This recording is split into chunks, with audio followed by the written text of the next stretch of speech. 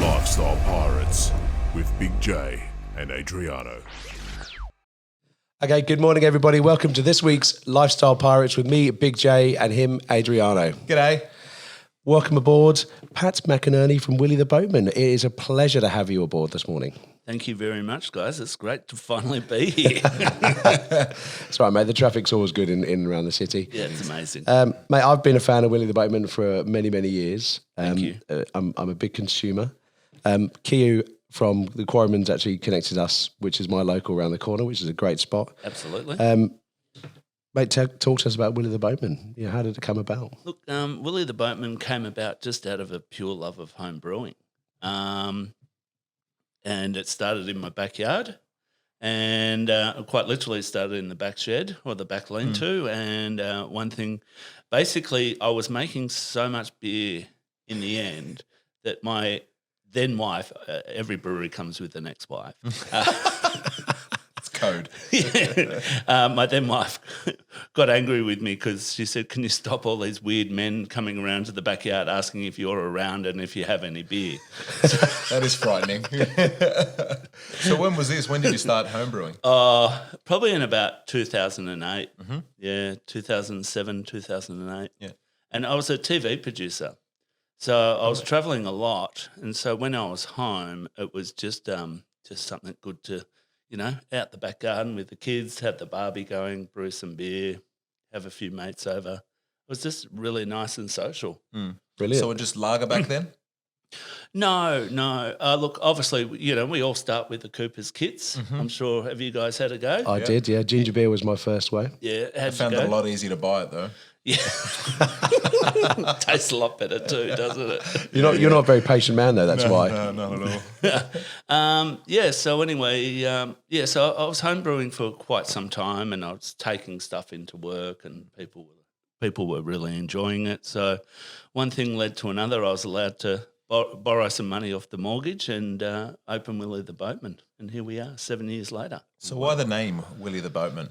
So that came about. I was I lived in Tempe at the time, and with my family, and about 15, nearly 20 years ago, I did a history walk along the Cooks River, and I just thought it was something fun to do, learn about our local area, and I learnt of a Scottish gentleman called.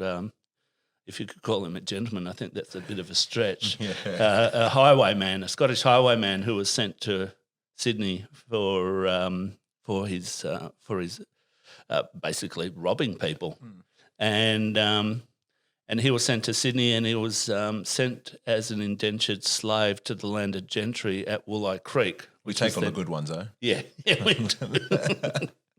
And it was his job to row from. Well, Woolli Creek was then known as Tempe, but it was his job to row the boat across the Cooks River, and hence the name Willie the Boatman. It was a complete ratbag. That's William Kerr? William Kerr. Yeah, lovely. Yeah, and he's buried at the end of the street of the brewery. Yeah, right. There's a little plaque there. But is that where you get the flavour from?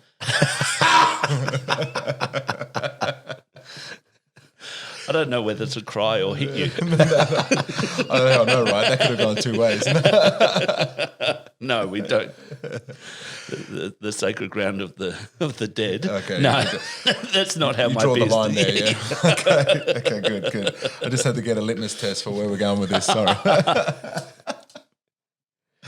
Sorry to cut you off. Sorry, John, carry on. No, I was going to say, so walk through the conversation or the thought process between you having your mates round and a barbecue with your kids and then going and working in media, which I assume is steady job, steady income, yes, travelling around Australia, yes, to go, I'm going to set up a brewery. Yeah, that was an interesting conversation. But surprisingly, I was away. I had one job where I was in Melbourne 4 days a week for 6 months. Mm-hmm. So anything to kind of have me back home and working down the street was a pretty good idea. Thankfully, Anne, my ex-wife, she had a good government job, so she was able to wear a lot of the financial, finance the home while I went off and had my midlife crisis. Yeah, I love how you call it midlife crisis. So what did you do in media? I was a TV producer on really crappy. I started off actually at SBS, and I wanted to be a serious. SBS Late Night? No, in the So not world movies. no, not in world movies. They were downstairs. I was upstairs in production, and I wanted to be a serious documentary maker, and then I realised how much serious documentary makers earn, and so instead of me dying for my art, I thought I'd let my art die for me, and I'll go into reality television, and it actually paid quite well. I had a great career at Channel 7, and I really enjoyed it, but I just got really sick of the travel. So what sort of shows did you work on? The main one was border security. I did. Oh, that would have been fun. 4 years on that. Yeah, that was great fun. I loved it. There was a lot of waiting around. Yeah. A lot of sitting in the airport waiting for someone to do something. Yeah. I did RPA. That was actually, I did a lot of jobs where we filmed people on the worst day of their life. Yeah. Oh. Well, you think you're in a hospital. Yeah. Someone, is sick. Yeah. You're at the airport. Someone's got drugs up their ass. Yeah. How'd they get away with that, by the way? No. Asking for a mate. No. Do tobacco. No. Yeah, you can compress that a lot easier, I guess. Yeah. The jail time's a lot less too. Yeah. Yeah, so I suppose you would do that in reality TV, filming those horrible times of people's lives. Yeah, of course, and and it's something that you have to be quite empathetic towards as well. I mean, whether it's someone who's just broken, the federal law by bringing drugs or contraband into the country, or someone who's someone and their family who are dealing with a terminal illness. So, you learn to be very empathetic, a great talker, but also you learn to leave stuff at work. Yeah. Yeah, you would have to. Yeah. That's fair.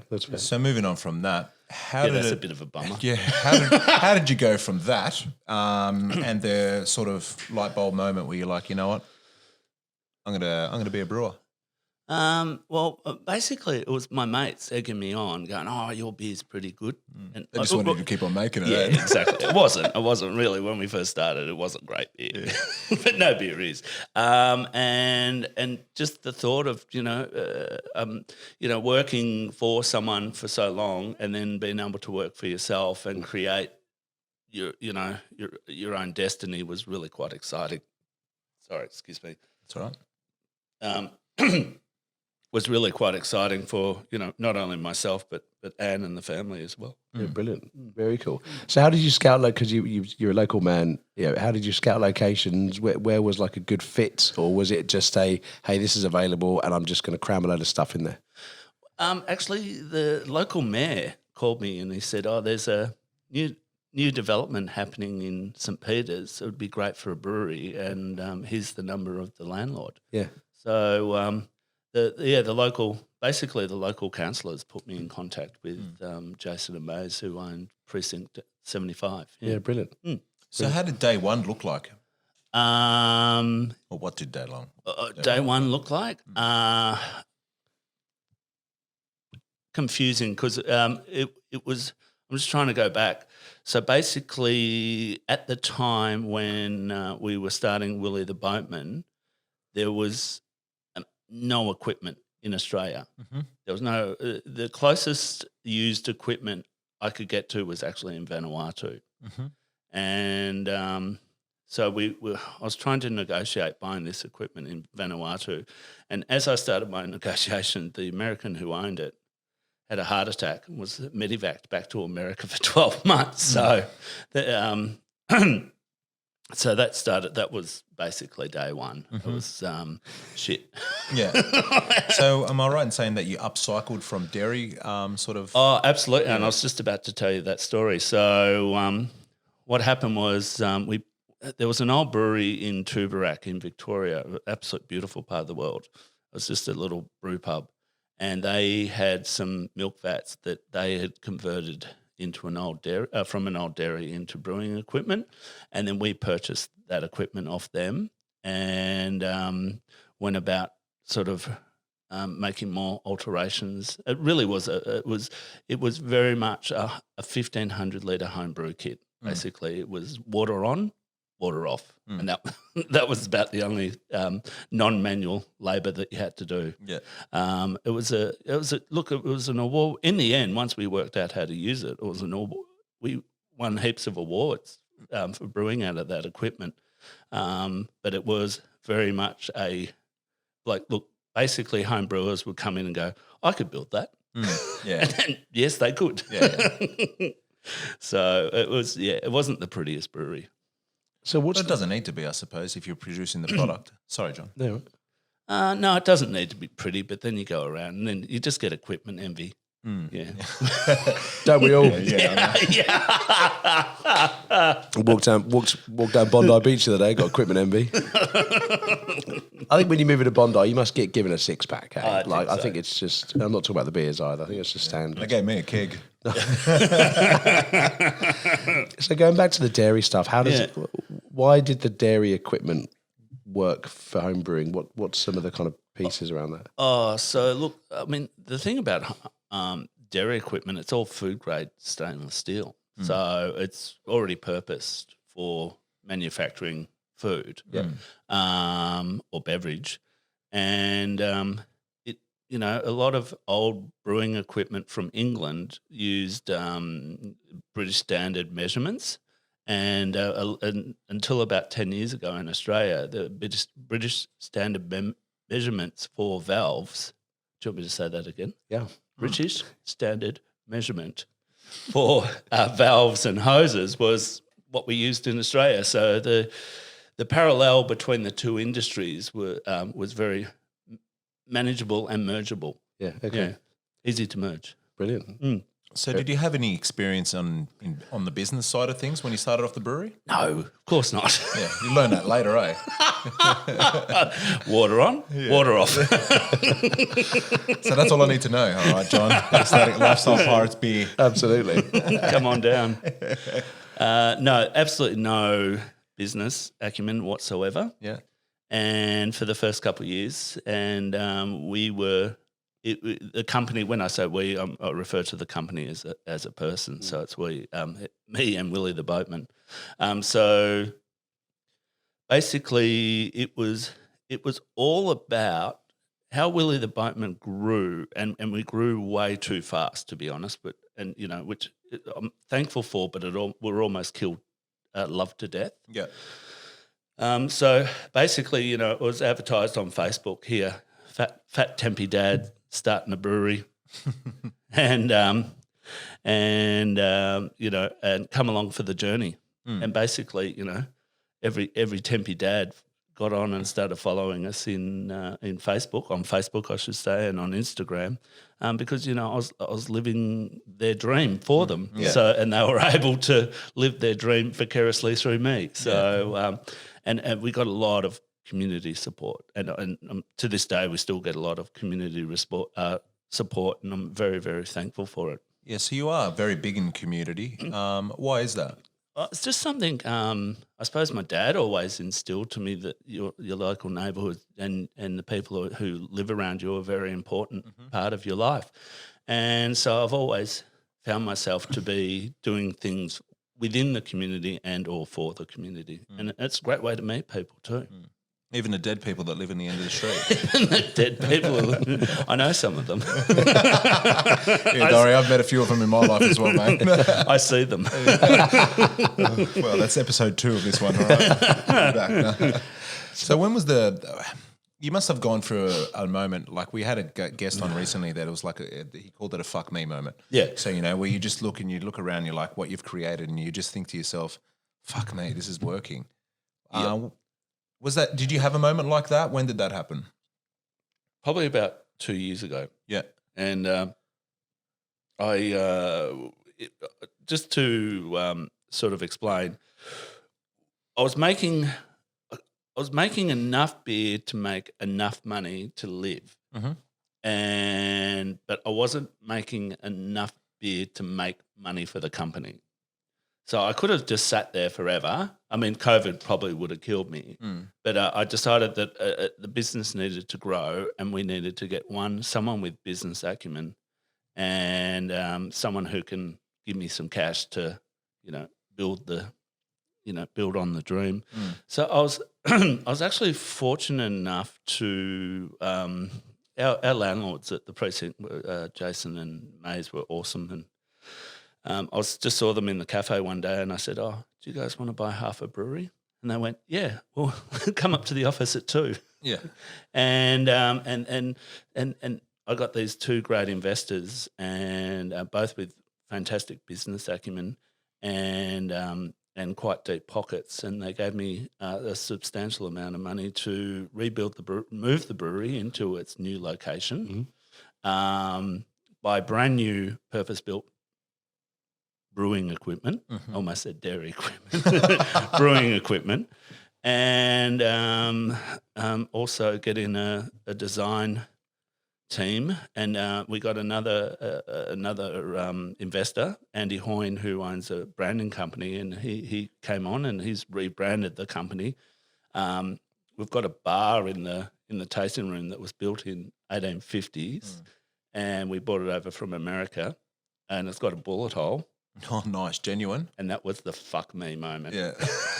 When you put the bullet in the no, it's a historical bullet hole. Man, what am I even doing with a gun? Just standing in the room, looking at all the stuff that Andy and his team had designed, looking into the bar, looking at the room was full, the vats were shining, the sun was coming through, and I honestly just sat back and went, "Holy shit, this is amazing." Yeah. Must have felt it's like $1 million bucks. Yeah, and I'm very proud. I can't express how proud I am of the venue and the product as well. I'm incredibly proud of the product. But, it's something that I love it's somewhere where I really, really love to be. And even on my days off, I spend way too much time in there talking to our drinkers. I spend way too much time drinking in there too, because it's something that goes hand in hand. Yeah. I mean, look at me. Sorry, man, I do a lot of product reviews myself. I think our consumptions cost everyone a lot of money around this table. It's all paid for, though. Yeah, when I It's all found out paid we for. were talking to you, I was like, well, then I need to get up to speed. So I've just been drinking all week. So thank you for that. I haven't stopped. I should It's have like, bought are you beer. exhausted? It's like, no, I've just been up all night drinking. So besides the deep pockets, I mean, Yeah. obviously you got the fiscal stimulus, which is amazing, right? Yeah. Where else have the investors helped you? Look, basically just turning the company into a proper run business. Yeah. You know, we've got an accounts department now, and Yeah. we've got a web page that kind of works. Yeah.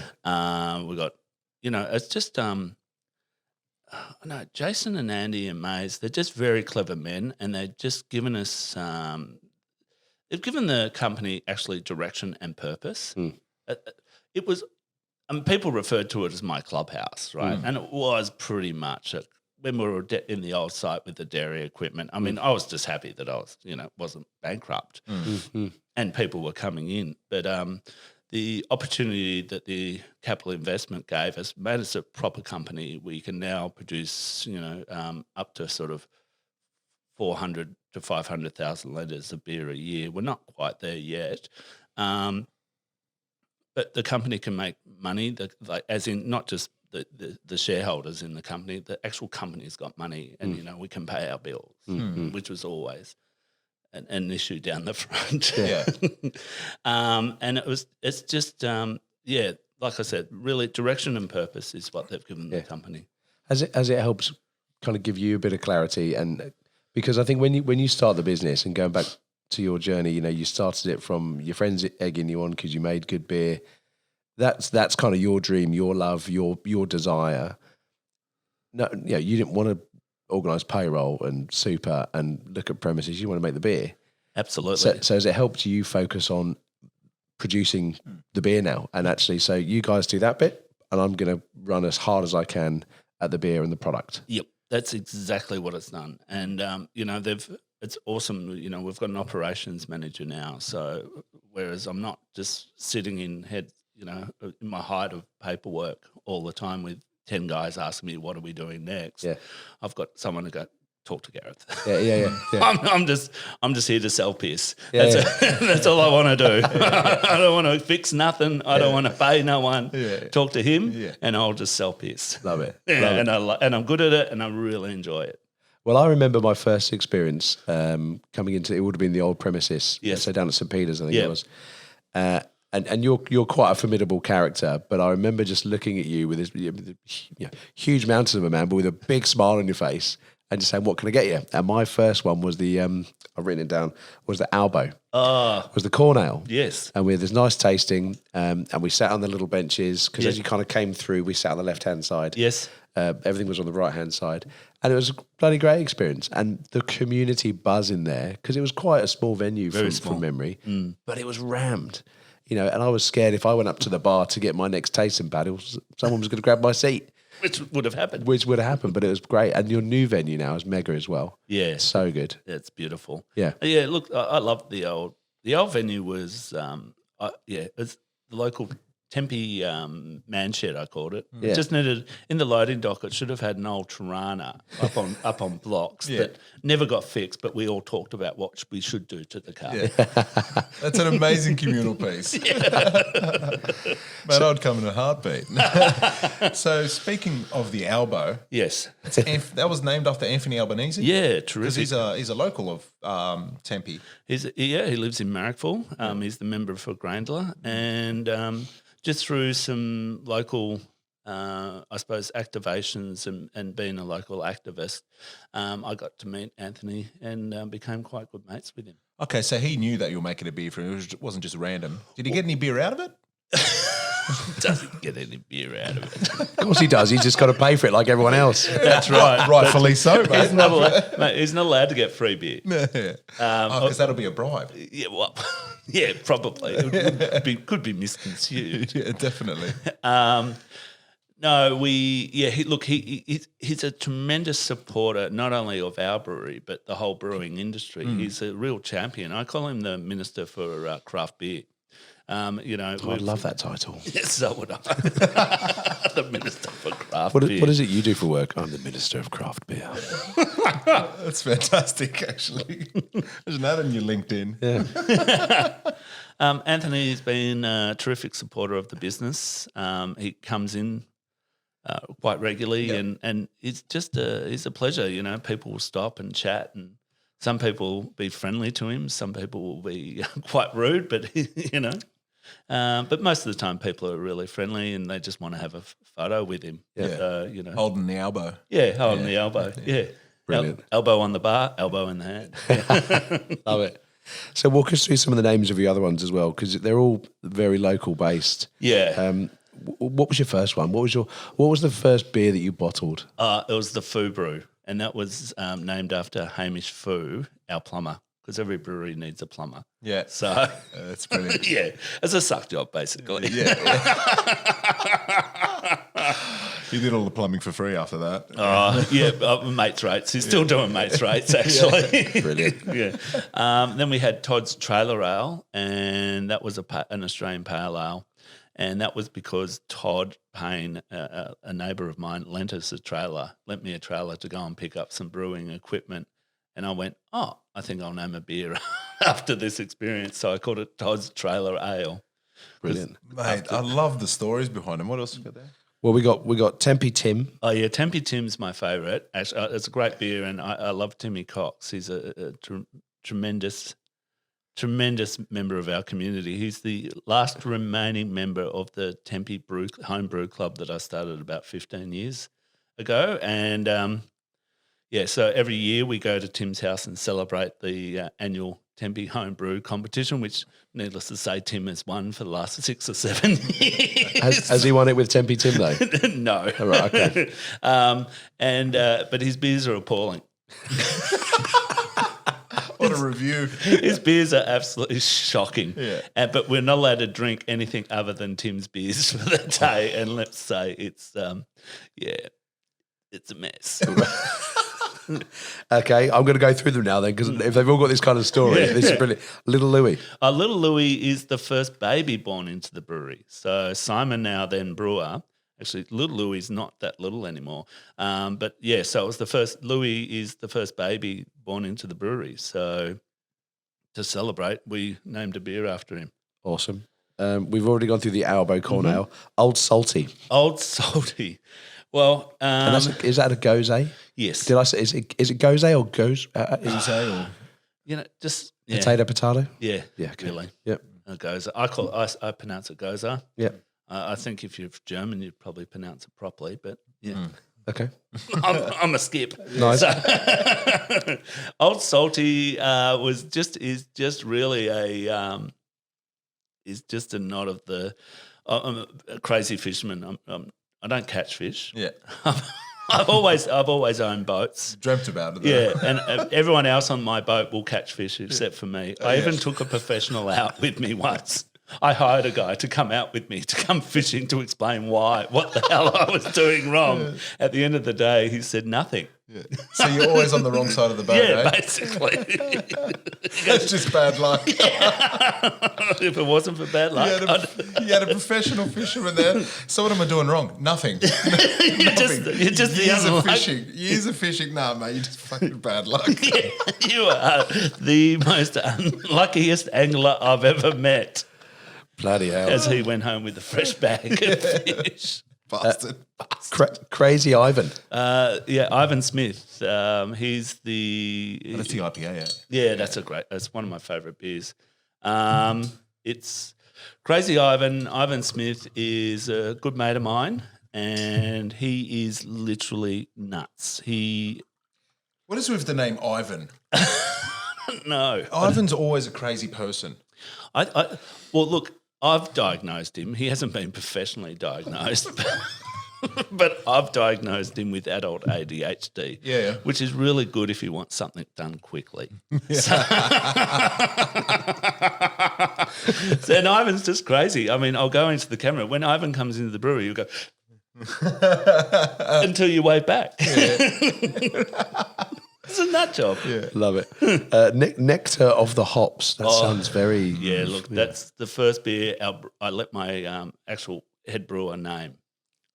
That's just the craft beer name. It is very cliche, isn't it? Next.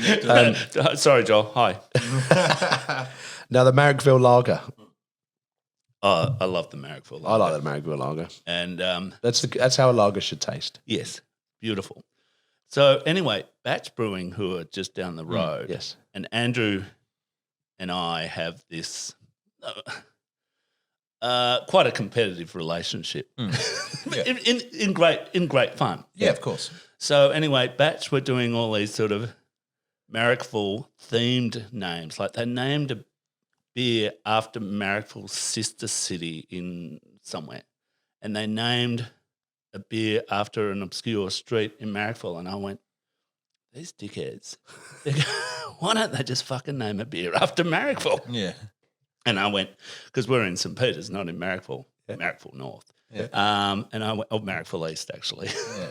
And I went, I'm going to really screw these guys. Checkmate. And I launched the Marrickville Lager, and they were going, you're not even Andrew Mengney. He goes, you fucking prick. You're not even in Marrickville. I went, well, mate, it was been waiting there. I've been developing this beer for 18 months, trying to get it to work properly and to get it to the... And I've been like crapping myself the whole time, just going, Andrew's going to name a beer Marrickville, and this whole project's going to be, a waste of time and money. But no, I got it out first. Brilliant. Yeah. I love that. And have they retaliated fire with anyone? So they that year they brought out the Marrickville pork roll sour. Yeah.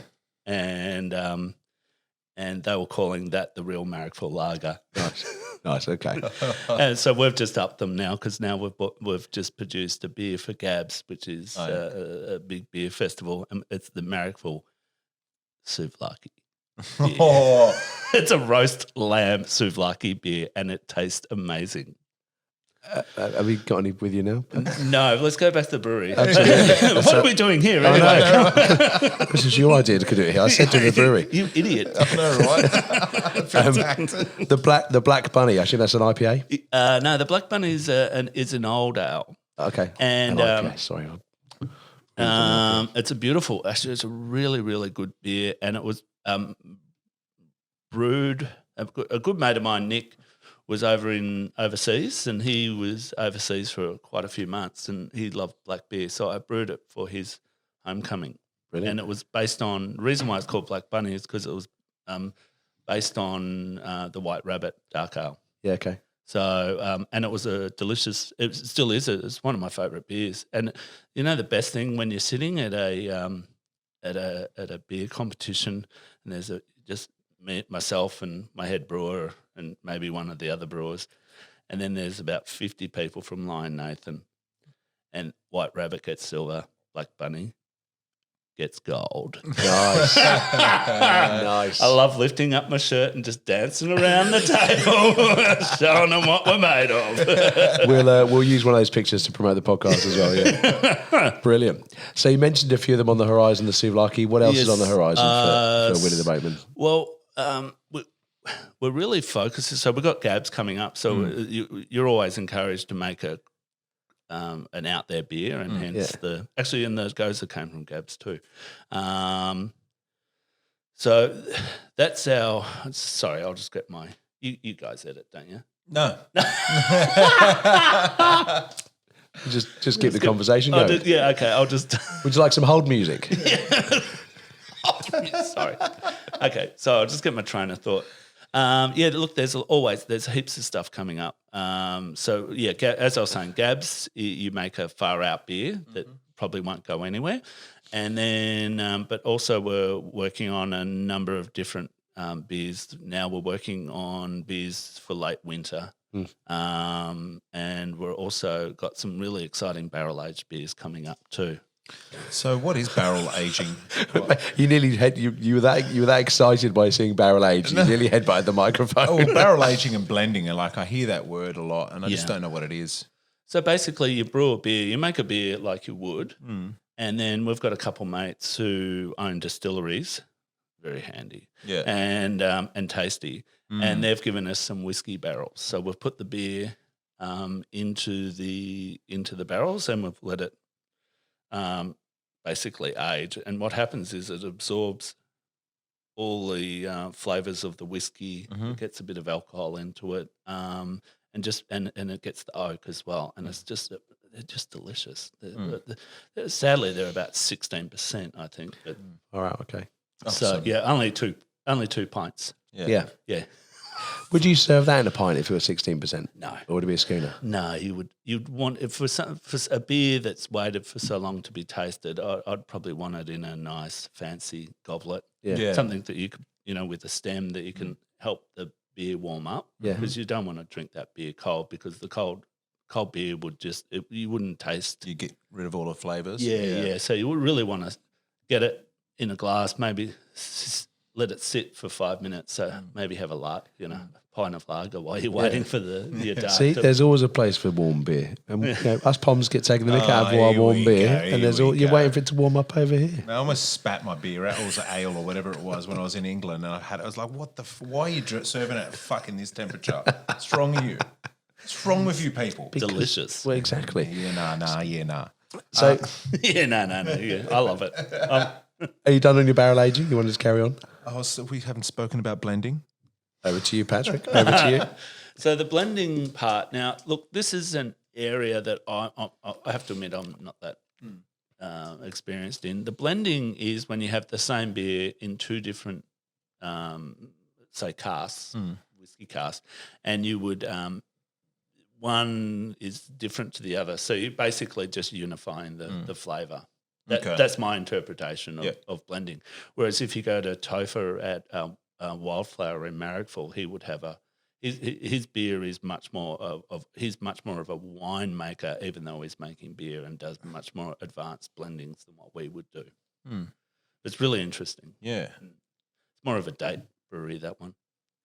Oh, yeah. Fancy, Yeah, and you get little nice glasses and stuff. Okay, and talk about sour beer. Oh, that's a bit of you, John? I do like a sour. So I love a sour. And Wildflower, seriously, Wildflower is amazing. What's called Wildflower? Yeah. So let's talk about that, because we mentioned batch, and I was reading a number. Bear in mind, this was back in 2016, that there were 52 new breweries, pub brews, kind of subcontractors, all that opened up a year. So that's one a week. That was back in 2018, so I can imagine that's kind of continued to grow. Yes. Like, what is the competitive landscape like? I mean, is everybody trying to do, I guess, a Bolter and a Pirate Life and just sell to the big guys? Are they trying to make their own stamp? Like, what's your view on it? Yeah, look, Pirate Life, those guys and the guy who set it up, Mick, that they were set up to be bought out. That was, they had it. That was the plan. That was the plan. Made phenomenal beer, don't get me wrong, as well. They're in Adelaide from memory? Yeah, Adelaide, yeah. And the reason they were in Adelaide is because MC who owned it, he used to work at Cooper's, I'm pretty sure. But the reason, it was really interesting, the reason they chose Adelaide, not only because they were from Adelaide, but it's the central distribution point to the East Coast. Oh, yeah. So you go straight up the guts and turn right and you're in Brisbane, not so far up the road, you turn right, you're in Melbourne, not for so much, you're in Sydney. So it was really all about distribution points. So it was a really, really clever model of a business that was just set to spike and be sold. Bolter, they made good beer and they had a really high profile investors. Yep. Obviously the most famous one, Jeff, the Purple Wiggle. Yep. And some guy who rides something on water or something. we won't worry about we details got bitten by who beat up a shark. I mean, come on. So their profile was amazing. But look, my philosophy on it is we are a business and it is for sale. However, let's have as much fun as we possibly can. Let's make the product as good as we can. Let's make our tasting room as inviting as we can, and let's get the brand out there. And at the same time, work with your fellow brewers in your neighbourhood, because basically together we're okay. But once we all become divided, I think the bigger breweries will just pluck us off. Yeah. So from an owner's perspective, amongst all the brewers, we're all pretty good mates. There's obviously some more than others, but so we all get along. The competitive edge in the last year since COVID, we've had a lot of Melbourne breweries move up, and so the landscape is becoming a lot more competitive for spaces on shelves in bottle shops. Taps are almost impossible to get a hold of. You got guys in Melbourne. I won't mention names, but they're basically they're giving beer away to pubs. Literally, a publican was telling me there was a brewery who bought 4 kegs and they gave him 5 for free. And I can't compete with that. Because they've just got the stock they need to get rid of because of last year. Yeah, they just need to turn over the stock. So, when you get those mega independent breweries, and there's quite a few of them now, and they can just afford to give away beer, and so if I don't blame the publican, if someone offered me basically $80 kegs of beer that I can make $700 on or $900 on or whatever the price of a schooner is, I'd be taking it. Yeah. So wait, a keg is $70? No. Easy. That's what they're selling them for. No, a keg ranges, a wholesale keg ranges, and for 50 litres of beer, it's not that bad. It's anywhere between sort of really, if you charging properly, it's about $250 to about $500. Yeah, depending on the alcohol strength. But so there's a percentage. There's a tax after a certain percentage of alcohol. 1.5%. Yeah, yeah, and then it's 33. It's quite it's quite hard to explain. So it's $33 a litre, but if your beer is 6%. And you've made 100 litres, you're only paying on 6% of ethanol, minus 1.5%. Yeah. The way you two looking at me, let's just stop that conversation. Yeah, that's boring as fuck. I couldn't agree more. So when you look at the Aussie landscape, We've had a few business leaders on here, a few entrepreneurs, some in the tech industry.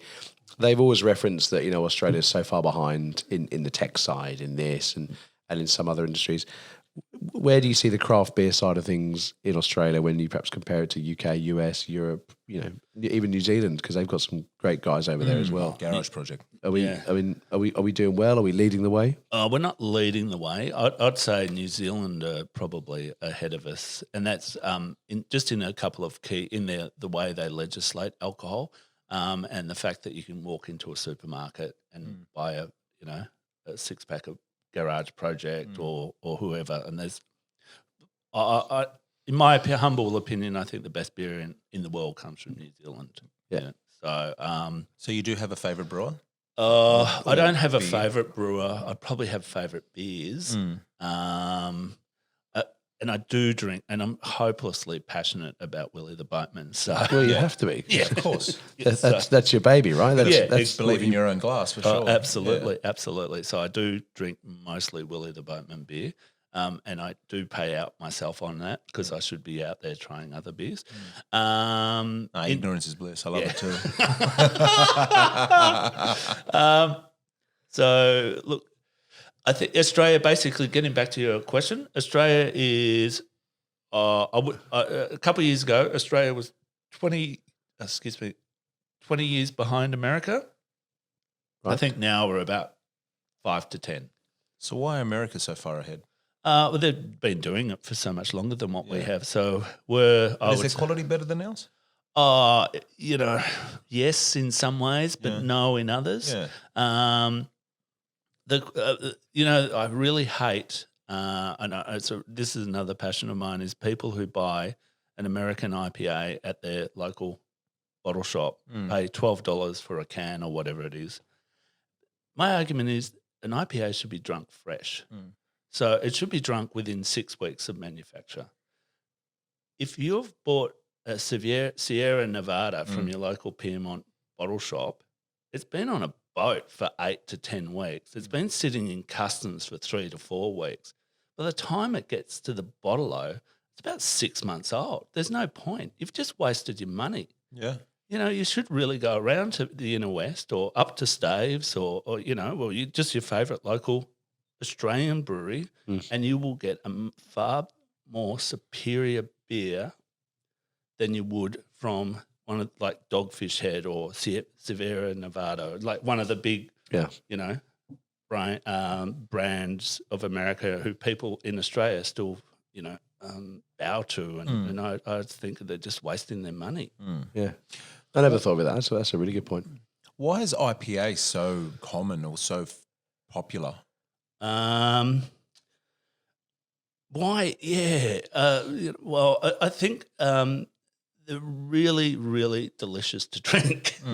And the style IPA now is so broad. Yeah, so it really is. Yeah, so you can get the big, chunky, hazy IPAs that are just zero bitterness and just all fruit and tropical flavours.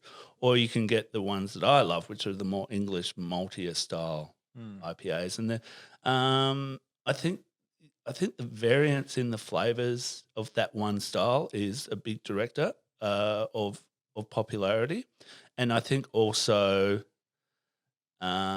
people people like high alcohol beers. Yeah, there's no other way to say it. People like to get belted. Yeah, yeah. There's nothing worse than when you own a brewery and someone walks up to the bar who first beer that what's your strongest one? It's not what beers do you have? It's just what's your strongest one? And I always give them we've got this great pale ale. Yeah. And I always give them Tempe Tim 3.5%. Take that, you asshole. Correct. You can start at the bottom, mate, and you work your way up and up. That's up to that end of the bar. Now, I've been told by a mate who's a brewer, right? So this could be absolute bullshit. Yeah, probably is. That's why I'm really interested to hear your answer. IPA was originally invented for if you fucked up a beer, you just smash it with hops and it fixes it. Yeah, it's kind of true. Oh, yeah. You heard it here first. Yeah, no. So the history is the beer was being made in England and shipped over to the Army Corps in India. Yeah. And by the time it got over to India, the beer was cactus because it was sitting in barrels, it was unrefrigerated. So what they thought is that up the alcohol, the British brewers thought they'd up the alcohol and jam pack it with a heap of hops, so the Army Corps won't be able to taste the beer that has gone off. What the brewers back then in the 1800s didn't know, that hops actually act as a kind of preservative. They're a natural preservative as well. So by the time the beer got back to the Army Corps in India, it was tasted awesome. It was full of hops, full of beautiful English hops, and the sellers were none. They didn't realise that the beer was probably cat's piss underneath all the hops. Yeah, drunk or sick, it's the same thing, isn't Probably it? both, I'd say, yeah. And that's why it stands for India Pale Ale. Yes. Yeah. Just in case people didn't know, IPA is Indian Pale Ale. Wow, Yes. really connected the dots there, There John. you go. So on the hop side of things, Yes. they're getting a lot more airtime now. People are, I think there's an awareness now around what hops are going into what. Oh, absolutely. Do you want to walk us through the significance of the hops and the difference? And Yeah, sure. Because some people are fusing them. There's kind of cross-country collabs going on. Oh, yeah. There always are cross-country collabs going on. Hops, so hops don't make beer, barley makes beer. Hops create the bitterness and the flavour. So when you pick up a good English draft, it's got Kent hops in it, and it's quite a nice mild bitterness, but and Bit of kind of toffee, caramelly. yeah, exactly. So that's much more of a malt-driven beer. Whereas nowadays the hops, people have gone hop crazy, and the whole beer market's gone hop crazy. And it's just because there's so much you can do with them. I mean, the flavour profiles now, it starts at herbal and goes right up to tropical. So you can get a hop that smells like cut grass and is quite like a coriander-y sort of flavour, not like coriander, doesn't taste like coriander, but it kind of got the same sort of mouthfeel as coriander. And right through to, you can be drinking a NEPA or a New England IPA, and you could think you're drinking pineapple juice. With Big time. Yeah, I've noticed that. And the amazing thing is that no pineapple was hurt going into that beer, just the hops. Yeah. It's also the most expensive ingredient in the in the process as well. So where do hops get grown in Australia? So basically, Victorian high country. Yeah. So if you think anywhere where they grew tobacco, that's where they grow hops now. So Victorian high country, Tasmania, New Zealand. Probably New Zealand is probably the most. Tasmania and New Zealand are the two biggest. So just like, Champagne needs to come from Champagne region, Chablis, like from a region of France as well. Is it the same thing for hops as well? So if you get American hops, I'm not Absolutely. quite, it has to come from that region? Yeah. So that's more coming in from the EU now, where they, as you said about Champagne. So there's a Czech hop called SARS, which is a Pilsner hop. It's absolutely beautiful hop. SARS, that's a big seller. Yeah. Touchy subject at the moment, that one. I don't get it. What? COVID. Oh, right. SARS. Sorry, I just. Where's that? Yeah, I know, exactly. Yeah. But in New Zealand, they grow a variant of SARS, which was SARS A and SARS B, but they're not allowed to call it SARS because it's not grown in Czechoslovakia. So they've called it Nelson Sauvignon, which is a really popular hop. And I've forgotten what the other one is. Oh, Motueka. Sorry. What'd you call me? Motueka. Motueka. And they're absolute delicious hops. They're So beautiful. speaking of COVID, did it make a difference or did it impact getting, hops from other countries and stuff like that? No. Thankfully, it started when the pandemic hit. It was just at the beginning of the end of the hop harvest in Australia. So there was enough hops in the country to cover any import issues. But thankfully there wasn't too much. I mean, hops run out generally about 3 months before the next harvest. But in January, I mean, I'm a man of little hair and I'm pulling out what I have. Yeah. Trying to get hops into the brewery because no one's got any. So what did COVID look like? Was there a spike in alcohol sales? Because generally there wasn't there? Yeah, absolutely. So COVID was it was great. It really pivoted. We, I suppose that is the word of COVID, isn't it? Pivot. Yeah. And we really made us sit down, and within sort of 48 hours, we kind of changed our business model. I mean, so we were doing bottles at the time, but then we flipped straight into 375 mil cans, and which are easier to sell. Obviously, we had to take back a lot of beer from pubs that had kegs because they were going to turn off the refrigeration. So a lot of those kegs went into cans, and then the big thing was us about staying alive. It was just all about survival, and out of that, we did Friday Night Live at the brewery. We did a Facebook sort of hey it's Saturday variety show where we had meat raffles and That's cool as and stuff like, and a band playing. And if you came in during the week and bought a 4-pack, you got a ticket. So then on Friday night we'd draw the meat raffle. I don't know how, but it was always my friends who won. Yeah. Genuinely, I don't know. It was quite embarrassing. And that's good. That just means your mates are supporting you. Yeah, that's right. Yeah. They really did. And then the other thing we started doing was really promoting the business through these crazy.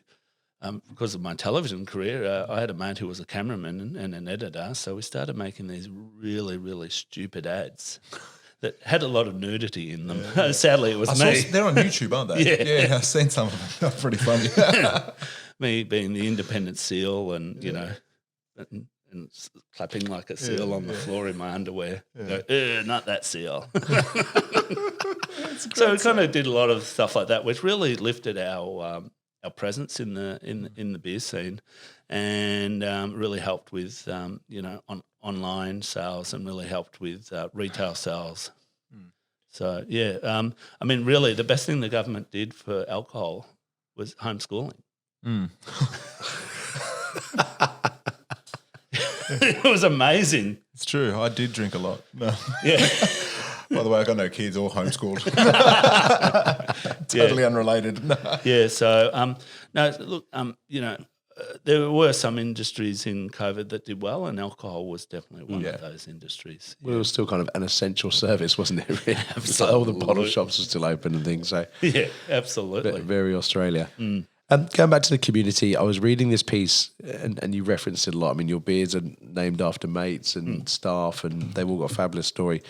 I was reading about this no policy. Oh, yes. What's this no policy? So, well, a no policy is I really love public education. And so my no policy is that any public school in the inner west can call me up and ask me for a donation, and I can't say no. Nice. So, no, don't worry. If your kids go to a private school, don't call. That's the no policy. Yeah. This is the no policy. Okay. So no. So it's yes. It's just double negative. Yeah, absolutely. So we support all our local schools. Every school gets from voucher to a keg or whatever they need for their event. Yeah, we will always support them. Man, when I was at school, no one was giving me kegs. Yeah. And God knows I asked. So did I. So I want to go back to, when you prepare for the Gabs, you said you have to create a beer that's out there, right? So with that is recipe formulation. Yes. So when you do recipe formulation and you're going to start a beer or think of a new beer, how do you do it? Do you start with a small style and then move up to a big one? Does it always transmit correctly, like from doing small scale to big scale? How does it work? Look, if it's going to be an expensive beer, yes, we will start small. Yep. We've got a 50-litre, it's called a Grainfather, 50, which is a sort of a brewing kit, little home brews kit. So we'll always make one of those first. But if it's not an expensive beer, it's just it's a special beer. It could be a sour beer. We'll go straight to 1,200, or if the brewers are confident that they can pull it off, they'll go straight to 1,200 or 2,400 litres. and kind of the beer evolves from there. Every beer is evolving constantly. So what's in a formulation? Like how does it go from whiteboard to keg? Chatting, really. It starts off, so it goes from, really it starts off, it doesn't, well, I wish we were that organised that things went on whiteboards or calendars or diaries. We just use crayons. Mate, we don't.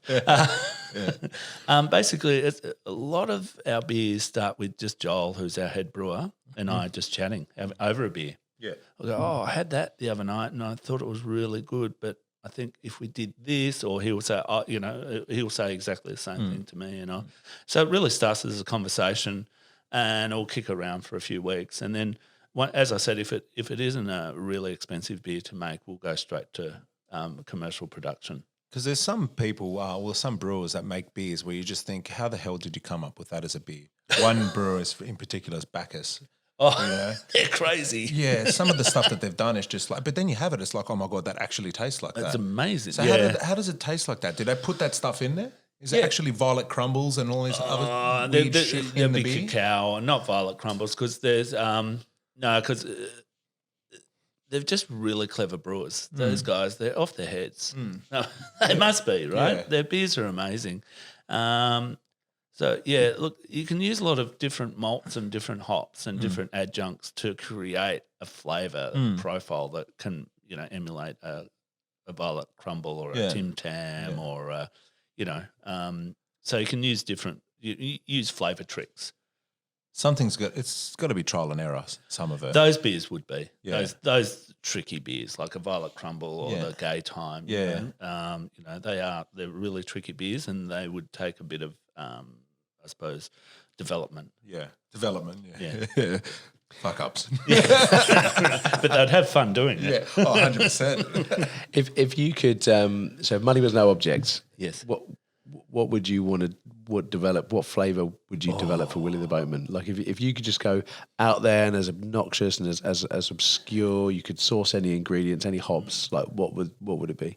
I'd probably want to do something like Sink the Bismarck, or I don't know. Just over the last few months, maybe it's got something to do with my alcoholism, but I wanted to produce the world's strongest beer. Okay. So I think it's up at about Scottish guy. So there's Snake venom. snake venom, and then there was the beaver, the stuffed beaver, and Sink the Bismarck are the three strongest beers in the world.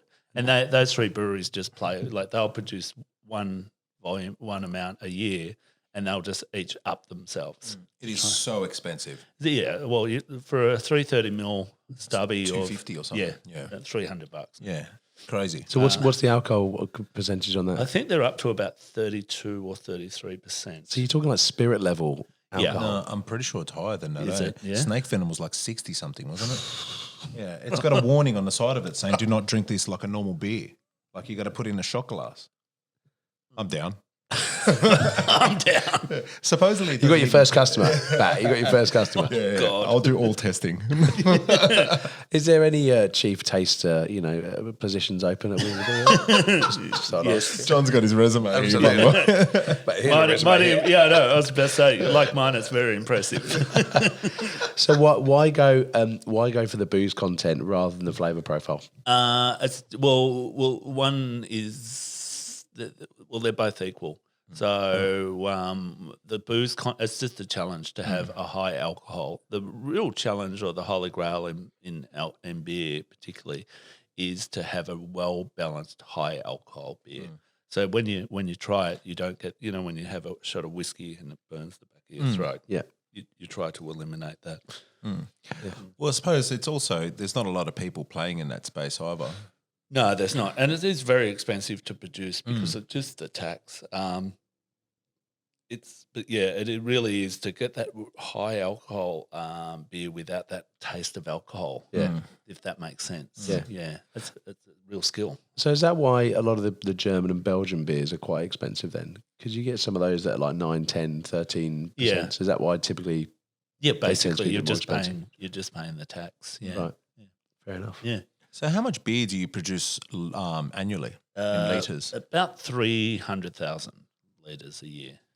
Oh, Wow. Look at you go. That's mega. Did that table move? Mate, I'm parched right now. So am I. Let's go. Well, look, you probably got to go to the brewery today for working, so we are going to wrap it up. I'm going to ask my question. Yes. Which is, you've got a table booked for 4 people. Yes. You're one of them. Yes. Who would the other 3 people be at the table and why? And they can be dead or alive. Okay. Definitely Paul Keating, because I'm a huge fan of Paul Keating, and he's a very interesting man. Chuck Hahn, because he's the godfather of Australian craft beer. Yeah. And I've met Chuck quite a few times, and I know that he would dominate the conversation. He does love a chat. Yeah. Nice. But he's a very interesting gentleman. Paul Keating, Chuck Hahn, and one more. Okay, I'm just going to pull this out. I'd probably say Julia Gillard. I'd be really interested to hear what her time as Prime Minister was like. And well, it was pretty horrible, I think, personally for her. Yeah. But just I'd be really interested just to ask her about, because she was killed, she was really hated by the media and how do you cope? How do you bring yourself out of that situation? Yeah. So that would be my choices. Awesome. And I'm sure they would all be having a tinny of one of yours. Elbow, I reckon. Exactly. Do you get a bit of a theme there? There's 2 prime ministers there. Yeah. My inner west sort of leftiness coming out. Awesome. Well, Pat, it has been an absolute pleasure having you on Lifestyle Pirates this morning. Thank you very much. Thanks for coming on. Much appreciated. Where can people find out about Willie the Boatman? How can people support you? Great.